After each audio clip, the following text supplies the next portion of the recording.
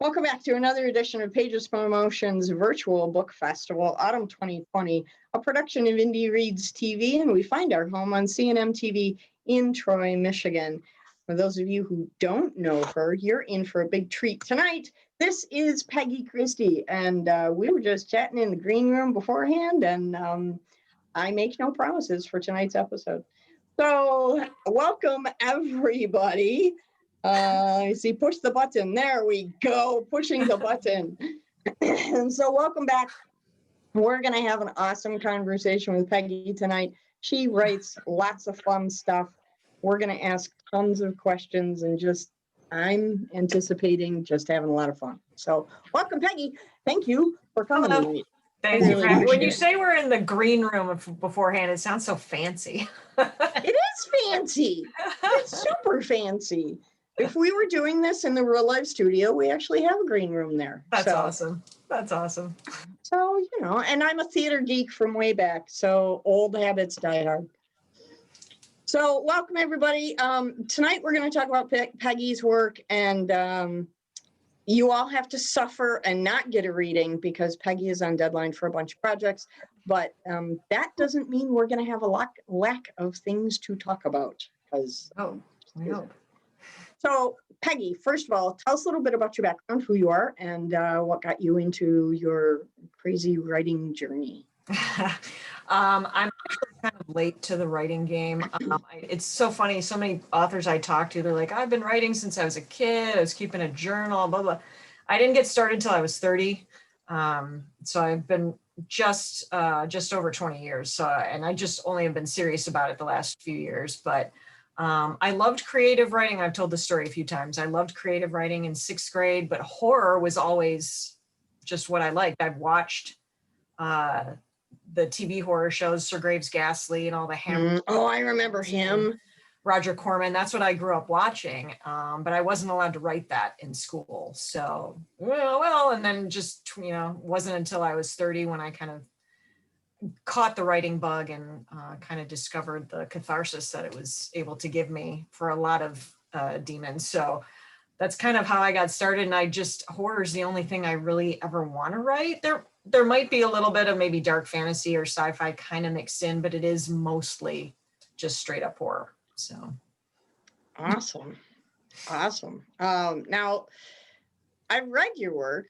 And you're super fun and super eclectic, which I just love. I love Dark Doorways. It's cool. Such a cool book. Wow. Your brain goes into some really interesting places with that collection. Can you tell us a little bit about the Dark Doorways collection? Actually, yeah, it's just there it is. Da, da, da. It's my second story collection, and there's no rhyme or reason. It's just a mishmash of short stories that I have, but there are a lot more like the Drabble type stories in here, which is the 100 words. There's some that's like maybe 150. There's some maybe that's like 200 or something like that. But there's a lot of shorter stuff in this one. I don't know why. I don't really know why it went in that direction, but it is what it is. But yeah, it's just a collection of short stories, and they're just all over the place. And I'm really happy with how it turned out. So it's really great. I mean, we were talking about it before when you were in the studio, and you told me that it didn't really have a rhyme or reason to it. You were just kind of pulling from different directions, but to read the collection, it feels very tight and very concise, and it flows so well. Well, did you have to work at getting them all in the right order, or was that kind of haphazard as well? I actually I didn't have any rhyme or reason in that. I just gave, Michael, who's from Dragon's Roost Press, he's the publisher. I gave him this stories. And it's funny that we ended up calling it Dark Doorways because the first story has to do with doors and the last story had to do with doors. So he decided, he's like, that's how we should frame it. That was on purpose, but I'm not sure how much of the rest of it was specifically. It was probably more of a length to break up either the really short and the really long kind of rhythm. But yeah, to open it and close it with doorway stories was his idea. which I thought was clever. So yeah, it was a great idea. And it flowed really, really well. So now one last thing, and then I'm going to open the room to questions.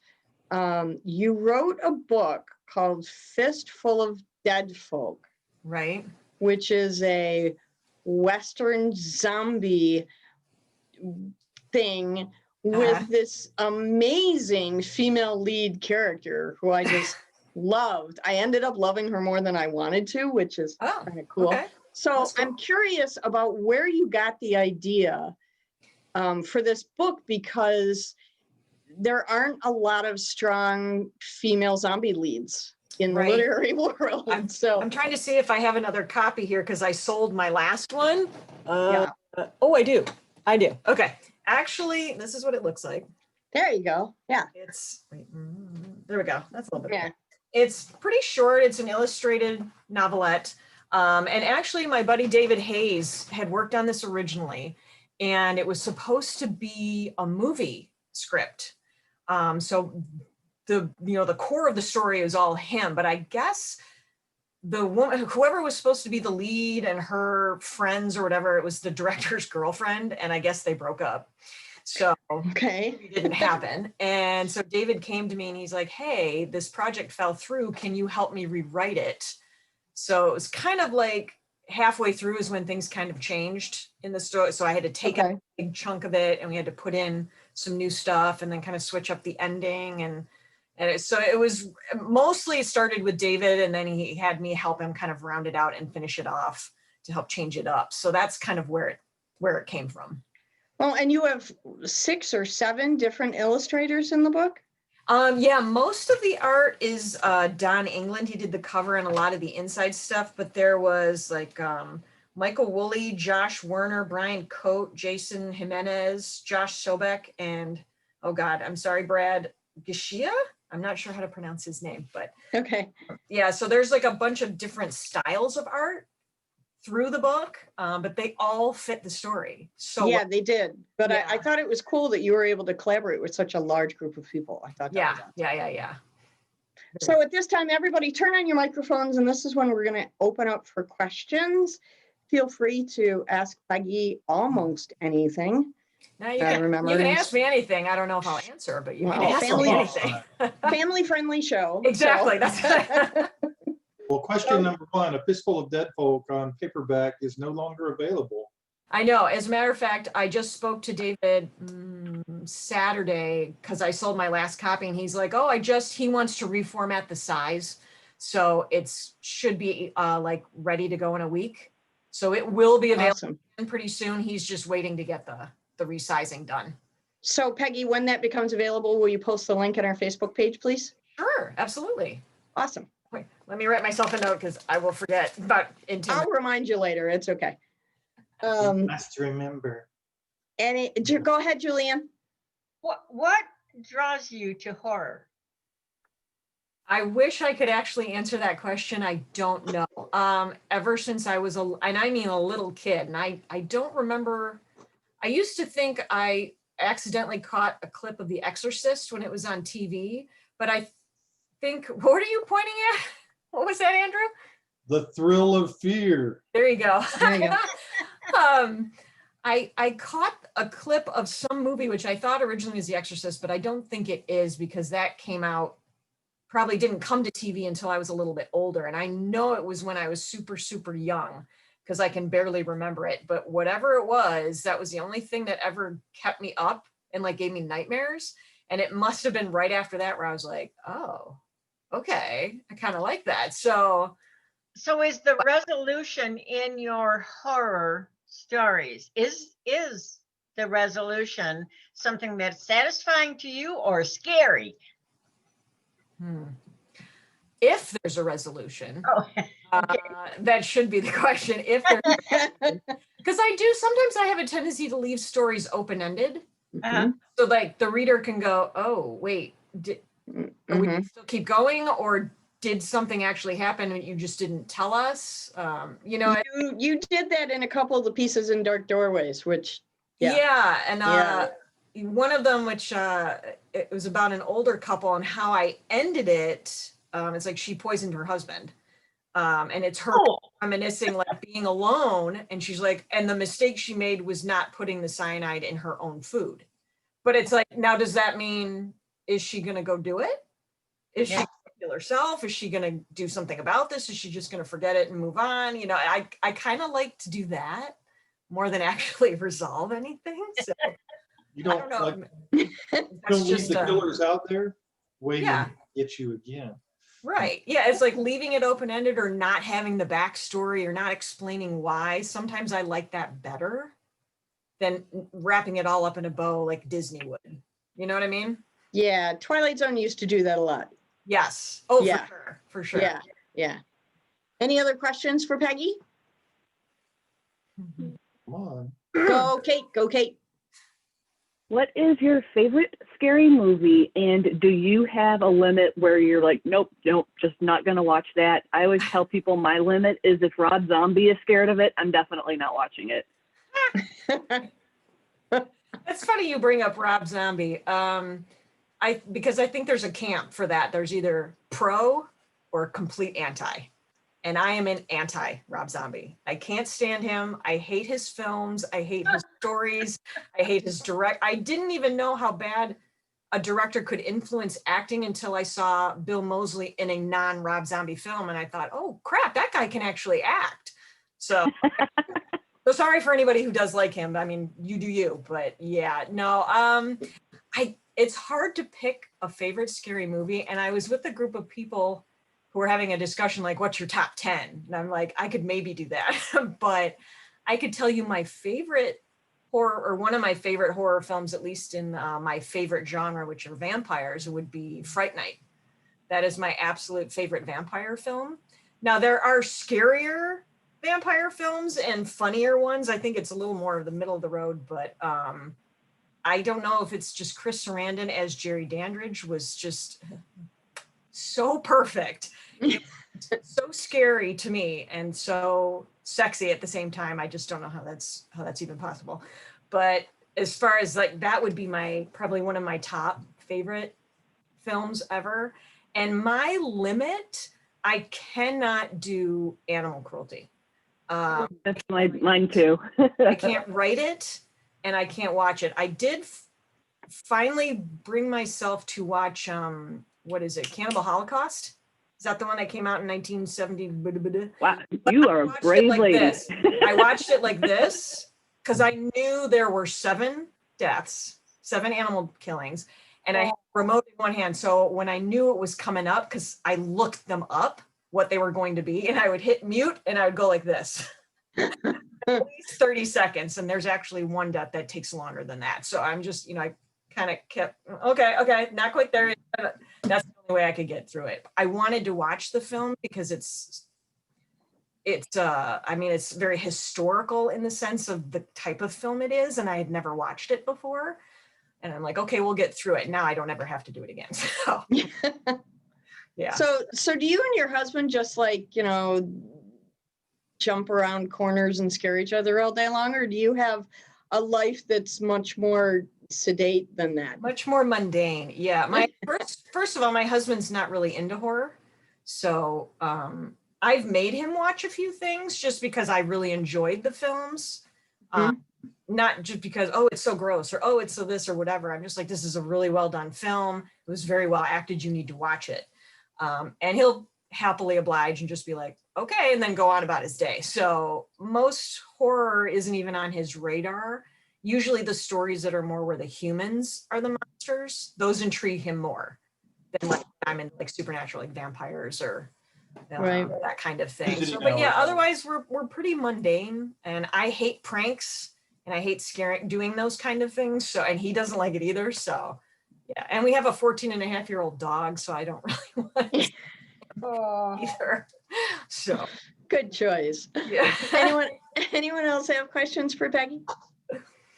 So, of course, I always do. And horror, I'm obsessed with. I've got more movies than anyone can imagine that are horror, and of course, write it as well. But when you think about the genres, and you said that you like vampires, do you find that you gravitate towards that, or do you bounce more all over the place? if you looked at all of your stories, are there significant that direction? You mean the ones I write or the ones I read? Right. I've only written one vampire story, and that was the novel that I put out, The Vessel, because there are so many great stories out there, and books and movies and TV and all that. So it took me like a few years to figure out, well, if I want to do this, how am I going to do it differently? Because there's just so many great stories out there, and it's like, what can I do that's not completely derivative? And it's, you know, just going to be like, well, why would we read you when there's already this great book over here? You know what I mean? So Yeah, absolutely. yeah, so that I've only written one. Okay. I have so much respect for the creature itself. I wanted to do something different. Well, then, wider question, because obviously in your one book you have a female protagonist. Do you lean more towards female protagonists or male protagonists, or do you like pull a feast where you've got a male protagonist that gets killed in the first 30 seconds, the female protagonist has to take over? Or I don't think I've written one of those, but you know, I was thinking about this the other day. I do lean male. I don't know why. I write more main characters as men. I don't know. And someone asked me, like, how can you do that? And I don't know if it's, well, you know, I had a brother, I had a father, Right. I know guys. So I'm like, you learn a little bit from their perspective, even though I don't live it. You can learn it by talking to other people and say, like, well, how do you view things as opposed to how do I view things from a male or female point of view, I guess. But hopefully they're realistic enough. But for some reason, yeah, I always tend to go that way. And sometimes when I have a woman main character in like one of my first short stories, she was evil. So I was like, I don't know what that says, but it's nice. Like that old couple story I was just talking about. I'm like, she was the main character, but she was a bad guy. So Yeah. I don't know. I have some of those too. Cool. Does anyone else have questions for Peggy at this point? Are there any subgenres under horror that you think are really underappreciated or that you just don't hear about enough? Subgenres. You know what, and then this was a few years ago, I think, when the movie Trick or Treat came out in 2007. I think and this is film version in particular, but just that anthology. I love the idea of anthology stories. And it could be the MTV generation in me that just short attention span. But in books, I love anthology collections. And so it is really cool if they have a theme too. But just in general, I like the short story format and the visually and written. Like as far as like, you know, like splatterpunk or anything like that. I don't know if there's anything. I mean, I guess there are the subgenres that very few people know about, like splatterpunk. I don't even think I knew what that was until about 5 years ago. So, but I think for the people who do know what it is, there's plenty of representation, I think, of a lot of things out there. It's just, I think, a matter of trying to find them. And that's why you do like conventions and you go to these kinds of things, is then you learn about. Sure, yeah. Xander, for perfect example. I mean, the cross genre that he's doing, it's like, what? So I never would have learned about it if I hadn't come here. So I think just talking to as many people as possible, you can find a lot of representation of really cool stuff that's out there. And it's just a matter of, Absolutely. yeah. Yeah. Deborah, did you have a question? I was like, yeah, somebody. Well, more just a comment, because I bought Hell Hath No Fury after, I think it was the June one, and really enjoyed it. But I think like my favorite one, like you were talking about with Dark Doorways, they were just like really short. Like I have that pulled up on Amazon right now because I might be buying that. But it's like I kind of realized, like, whereas I had written some shorter like horror stories kind of like that, I had fallen away from that, and they were a lot longer. And one of my favorite ones of yours was where I think the guy was a toll booth operator, and he just said hi to some girls who went by, and you're like, I really have no idea where this is going. And then he goes home, and Earl. Okay. Yeah. And I won't spoil it for anyone else who might want to read it, but I just remember like within 2 pages, my jaw was on the floor, and I'm like, what just happened? And so for my I actually took a page from your book, not literally, but like I tried writing a couple that were just a couple pages long, and it was fun to do that instead of doing like the longer like 10 Yeah. stories. And sometimes like when I want to write a story and I don't know how long it's going to be until I start writing it. And Earl was just a real quick, and he was actually inspired by one of those, you know, when we could go outside, when you go to Tiger Stadium, they have the ticket guys that scan your tickets, and there was Mhm. this little old guy had his little machine, and he was like blah blah, and then he looked at me and he smiled, but he didn't smile at anyone else, and that clicked in my head like, well, what the hell? Why did he smile at me? So I'm like, okay, and that just that's what kind of got.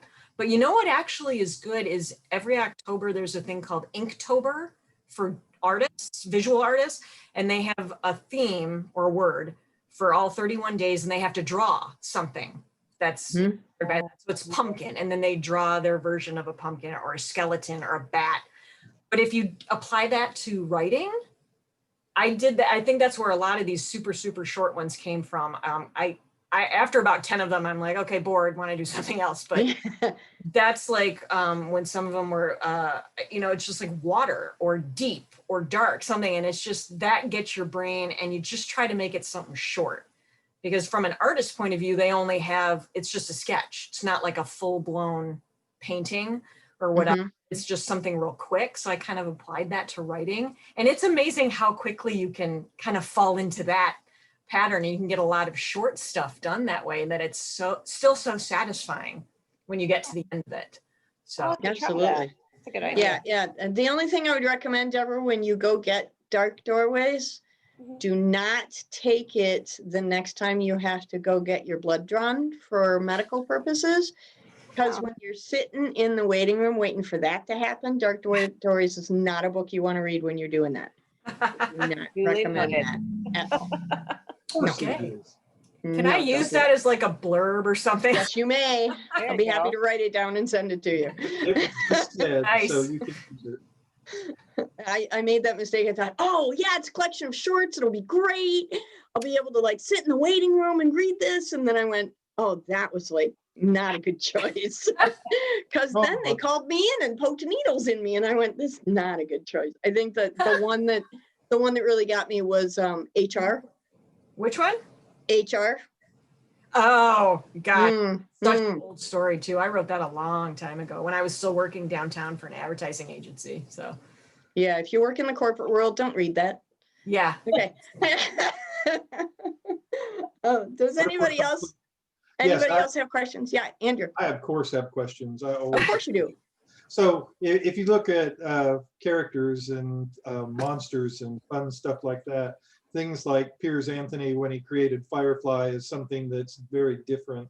Do you have something that is just super unique in one of your stories that stands out to you? Some type of monster or killer or psychopathic person, something that stands out as, wow, nobody else really has anything close to this. You know, I actually, and I can't remember if it's in Dark Doorways or not, but I think there's two things. One story that was in there, it was, I don't know what made me start thinking about it. The guy who cuts my hair, I think talks about a lot of this really like astral projection and, you know, being able to like know things, being a seer and that kind of thing. And I had a girl in one of my stories like practicing with astral projection, but by doing that, it's not, she didn't go where you think you're supposed to go, and she actually kind of angered somebody somewhere else. When I think Michael was looking at the stories, he was like, I did not know it was going to go in that direction. I'm like, cool, because I like to be able to surprise people like that. It's especially good when you can surprise your editor. Yes. That's especially good. And I finished a novel. I need to find a home for it. And it was kind of like the origin of chaos, which actually was like a god, you know, like the god chaos from like the, you know, the beginning of the world and earth and all that stuff. But it's not exactly where you think she's from or he or whatever the heck it is. And I've noticed that theme has started to pop up, but that was the first time like a dimensional kind of thing started popping in. But those probably 2 works I think are the most unique of stuff that I've done. So. Cool. Uh-oh. Yeah, again, Dark Doors, don't worry, there's no redundancy in it. So don't worry about that. For me, it was all new and different and unique. Incredible piece. I just loved it. Good, thank you. I know, I'm gushing, I'm sorry, but not sorry. Oh, no, stop, please. Does anyone else have questions for Peggy? We're getting close to wrapping up. Oh my gosh, yeah, it's 7:30. Yeah, it's getting to be that time. Anyone else? Okay. Last thing, Peggy, and I know you said you didn't want to do this, but I'm going to ask again anyway. Can you just pull really one of your flash fiction short pieces out of Dark Doorways and read it? Well, okay, hang on. Now I need my glasses. Damn it! I was trying to get through this without having to put my glasses. That's all right. We're You all brat, you little brat. sorry. Vanity like- has no place at Pages Promotion, so there you go. You know, there you go. Let me see, like the. We've got about 5 minutes, so Okay, find one. I'll just do. I know I'm putting you on the spot here. No, that's okay. And again, I'm not sorry. It's like one of these really short. This was actually I can't remember if this was inspired by one of those Inktober things I was just telling you about, Deborah, but what I call it's just called Long Pig. The awful exploded in a smear of viscous gore against the window. A light clicked on inside the house. Children's laughter floated on the evening breeze as the patter of running feet echoed in the dark. The front door opened and the man shouted at the retreating Devil's Night pranksters. "I'm calling your parents." "No, you aren't." "But honey, I told you not to hand out the grisly scraps after last year's Halloween barbecue. These kids want fresh meat." She looked back at the portly man hog-tied and whimpering in the corner. "Trust me, they won't target us next year." So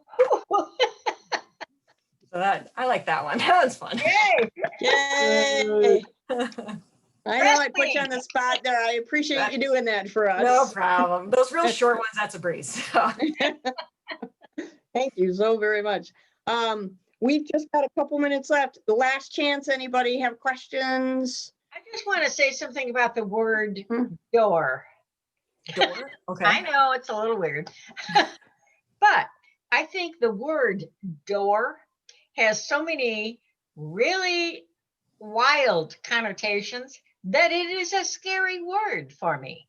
All right, I might be a chicken, but I don't think so. But doors really bring up so many wild connotations. I love it. Yeah, you know, it's funny, is a woman I used to see for cranial sacral therapy, and I think she inspired the one story in here, that like a doorway, and it doesn't necessarily even have to be like from outside to inside, it can be from room to room, but you're passing through like a portal and you're leaving energy in one space and you're bringing it to another. And then if you go to another place, you're leaving another trace of energy behind you. And that inspired one of my stories. It was about how using energy can open doors, and there's a whole other kind of world, an energy-based world on the other side, depending on how many times you open the door or who's over there. And if you've gone over there yourself and then you come back, you always leave a piece of yourself, that kind of thing. So I totally agree with you. That's not weird at all. The thing is, when you don't open the door, you never know, and you never will know what's beyond that.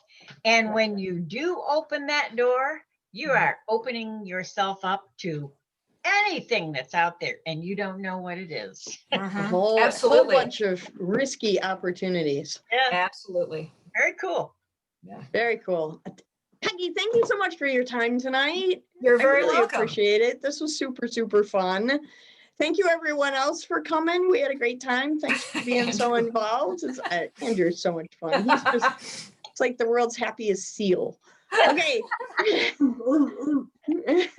So again, Peggy Christie, thank you so much for coming. We're so pleased that your writing career is being so wonderfully successful, and everybody should read you because I think you're amazing. So Well, there you go.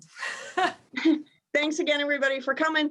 This has been Pages Promotions Virtual Book Festival Autumn 2020, a production of Indie Reads TV. We find our home on CNM TV in Troy, Michigan. Thank you again, everybody, for coming. We had a great night. We look forward to seeing you tomorrow. Thanks, everyone. Bye. Bye.